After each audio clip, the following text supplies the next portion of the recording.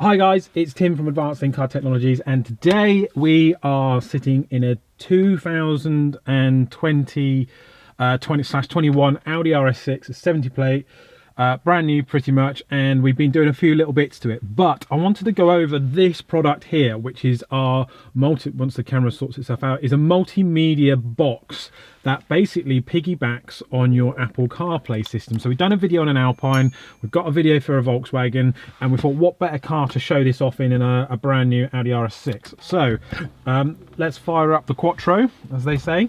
And this is the MMI system here. As you can see, it's all touchscreen, all lovely and all that sort of stuff. So what we're going to do, once the UTR has sorted itself out, is plug in my iPhone to show you the Apple CarPlay. And it's right here. Give it a couple of seconds. Let's unlock to use the iPhone for CarPlay. Apple CarPlay. Yes. Right, so I'm not going to go into Apple CarPlay and all that sort of rubbish. We're going to just use, this one's got wireless CarPlay, so we're just going to use USB for the time being, just as it's plugged in. So let's accept all that. Okie dokie. Right, so it's going into here. Right, so Apple CarPlay, we all know it, we've all used it. You've got WhatsApp, you've got Waze, you've got Spotify and all of that sort of stuff. So what we're going to do is we're going to disconnect this. Shows you the Audi smartphone interface. We're going to take this and plug it into the exact same port that the vehicle uses for the CarPlay. Once I get it the right way around. On the first sort of load up in a new vehicle, it does take a little bit of time to get going. So we'll just give it a couple of seconds and I'll just go over some of the functions of it. So this system doesn't connect to your phone. It connects to, well, it can connect to your phone through hotspot, but the idea is that it's a multimedia interface that piggybacks on the Apple CarPlay system. There you go. And it then gives you an Android-based media system, and the benefit with this is that it then allows you to download apps. So Netflix, YouTube, I've got Nest on there and all that sort of stuff. But to show you how it all works, there you go, multimedia video box. I know. And the good thing is with this, if your vehicle is touchscreen, your controls like this all work as per normal. Doesn't look out of place. It works really nice and very well. So for the benefit of this video, I've linked the product to our Wi-Fi here in the workshop, just so that we get really fast connection. I can show you how it all works. I'll give that a second.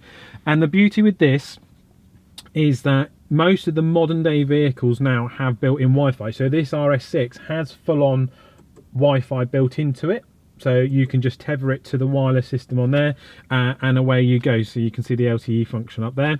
But if you don't, then you can obviously hotspot it to your vehicle. So you've got things like Phonecast. I'll just go over that for this first one. Give it a second. And then it will ask you to, so this is if you've got something on your phone that you particularly want to show. So Apple Cast, I think I've already set it up. But let me just double check that I'm on the same network. Yeah, on the same network. Open up the thing and then it should come up. There you go, Smart TP U657. So I'm showing you this first just because it's the first option in the system. Give it a couple of seconds and there we go. So there's my phone being mirrored. Pretty cool. Let me turn the lock off. There you go. Oh, no, it's still on. Oh, off. Right. So when you go into an app, it will give you all the different things. Here's your apps. If you want to go into an app that's not on the media system, let's go to the Instagram one, for example. There's your Instagram account. If you want to do emails and have a bigger screen, then you can do. But yeah, it's pretty cool. Pretty cool. So if you've got an Android phone, you can also do this as well. Right, let's come out of this. This is your touch screen here. It's quite simple. It's like the Audi system. We'll come out of here. here's your home button, and we're back in.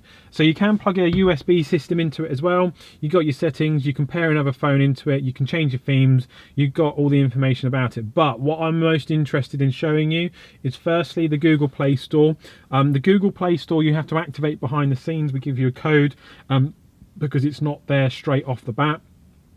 You can download games. I don't really know what games people play on their phones at the moment, but you can download a game if you wanted to. Let's see, Angry Birds. Let's see what happens when we do that. Install.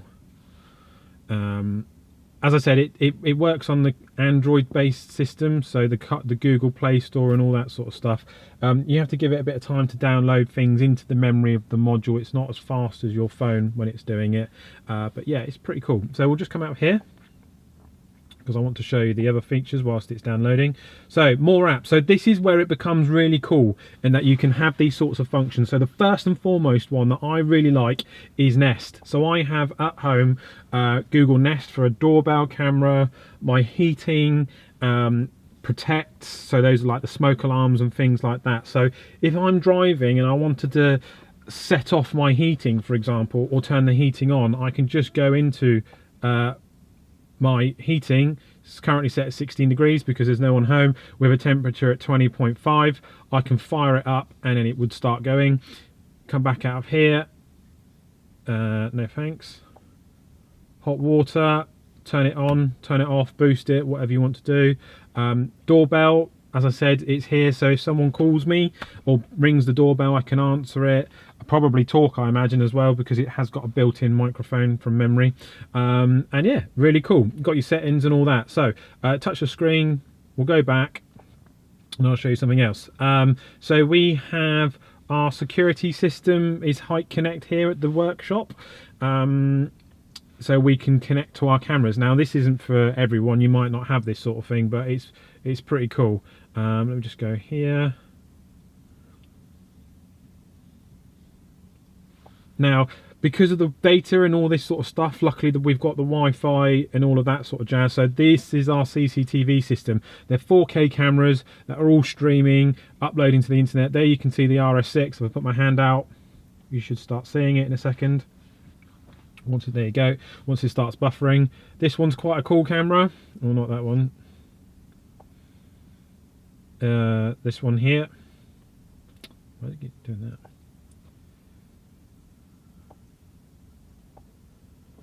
So this might be of interest to you. It might not. You might not have this sort of system at home, but if you do, then it is a pretty cool system. This one's really cool. This is a dome camera, so I can turn the camera, move it, do what I need to do. There you go. And go right. Again, we can set up presets, do this, do all of that. It's a really cool bit of kit if you have a CCTV system. So I'll just come out of that again. Something else before we go into the main bits. Is there anything? Philips Hue, if you've got lighting at home, again, that's a really cool upgrade that you can do. But the most important thing, or what I wanted to show you on this particular video, is say you're sat up. Obviously you can use this whilst driving and it will work, but we tell people not to use it whilst driving. It's for off-road use only, especially the Netflix and the YouTube, because it will give you a moving image. I've seen loads of people on Instagram and videos and stuff like that are doing the videos whilst moving, video motion. You shouldn't be doing that. You shouldn't be advocating it. This is for use at home and when you're parked up or on off-road use only. So this is Netflix. Let's see something that we can just quickly put on. Office is pretty cool.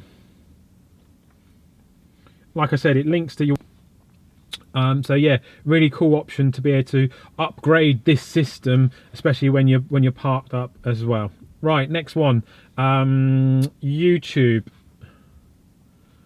and load the app.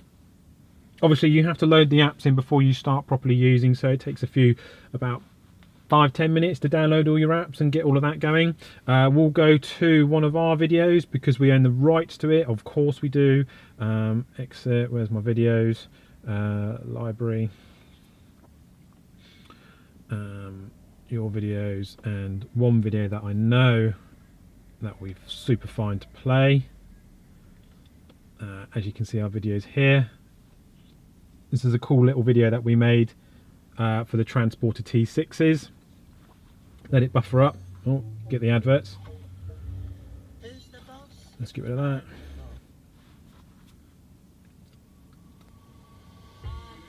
So this is a video that we made to highlight some of the conversion work we do for our Volkswagen Transporters.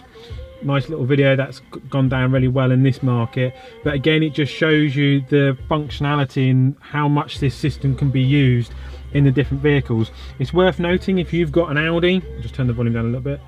If you've got an Audi that doesn't have a touchscreen, don't worry, there is a universal remote that you can use and point and do all this, all the clicks and all that, so you don't have to use the vehicle controls. So yeah, really cool bit of kit. One last thing I'll show you is Chrome. So if you want to browse the web and read the news, check out advanced in-car on it, then that's what this Chrome system's for. Obviously it's working really well because it's connected to our main Wi-Fi here. On your hotspot on your phone it might be a little bit slower. Likewise, if it's linked with your vehicle Wi-Fi, some of them have it, some of them don't, then it will be a little bit slower than this. But yeah, so Audi MMI system is really cool. We've souped it up to give it Netflix, YouTube, Chrome, Google Nest, Height Connect security cameras, basically any apps that you can think of that your car could benefit from whilst you're in it. So if you've got a vehicle and you want something like this, it's worth mentioning that this system, there is a universal kit, sorry, that will work with pretty much any vehicle, either with the remote or without it, depending if it's touchscreen or not. So get in touch and ask us. You have to have wired CarPlay as a standard option or standard fit on your vehicle for it to work. Otherwise it's not going to work because it piggybacks it. Shouldn't use it whilst you're driving. Need to make that super clear. But it's an overall good bit of kit. I really like it. It's really fast. It's not claggy, and yeah, nice bit of kit. So as always, thanks for watching. Don't forget to subscribe to the channel. Hope it wasn't too boring or too long, but any questions, just give us a shout and we'll be happy to help.